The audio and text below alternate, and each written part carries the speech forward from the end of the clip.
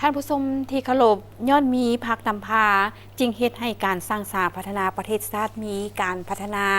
และในโอกาสบันสั่งตั้งพรรคประชาชนปฏิบัติลาวครบรอบ70 ปีก็ได้มีหลายทัศนาความรู้สึกต่อการนำพาของพรรคมานำเสนอ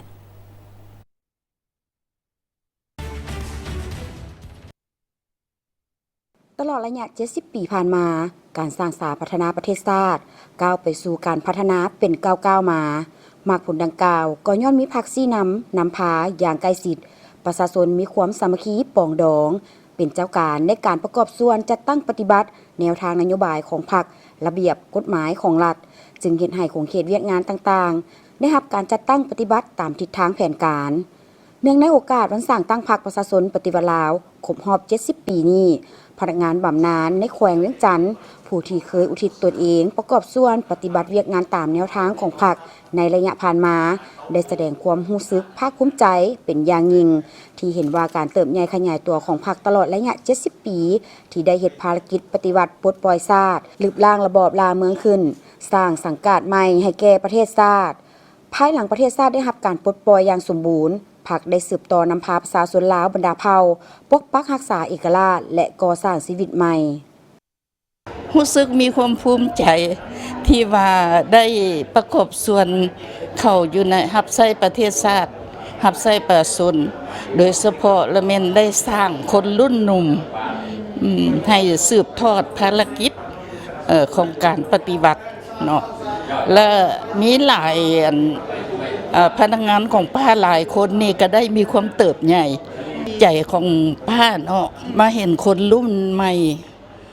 พวกเขานี่ก็เป็นห่วงเป็นใยนำสภาพการแนวคิดของคนรุ่นหนุ่ม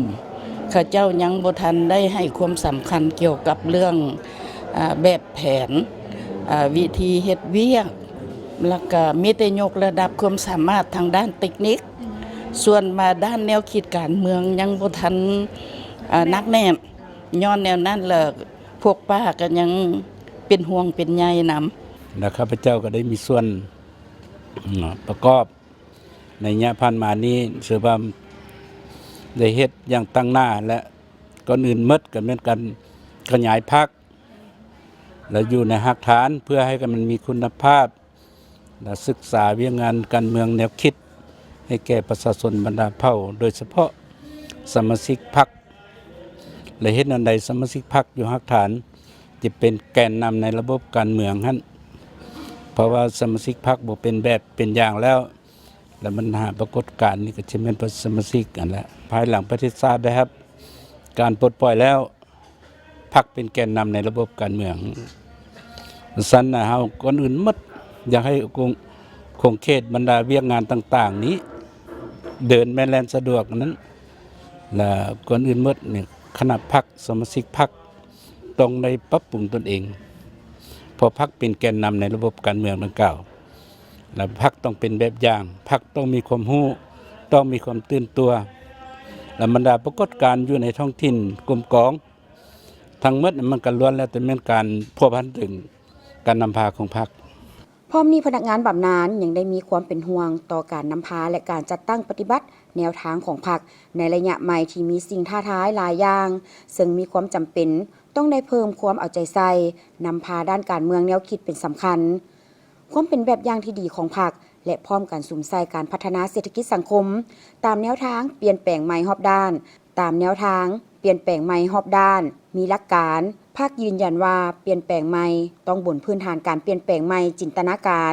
สร้างทัศนวิทยาศาสตร์เกี่ยวกับสังคมนิยมเกี่ยวกับระบบการใช้กฎเกณฑ์และเกี่ยวกับระบบการคุ้มครองเศรษฐกิจสืบต่อนำพาจัดตั้งผันขยายแนวทางเปลี่ยนแปลงใหม่ด้วยการกวดกาสรุปตีราคาถอดถอนบทเรียนจากพฤติกรรมตัวจริงในแต่ละระยะอย่างเป็นระบบต่อเนื่องและปรับปรุงยกระดับเป็นก้าวเฮ็ดให้แนวทางเปลี่ยนแปลงใหม่รอบด้านมีหลักการของพรรคนับมือนับบริบูรณ์ขึ้นเรื่อยๆ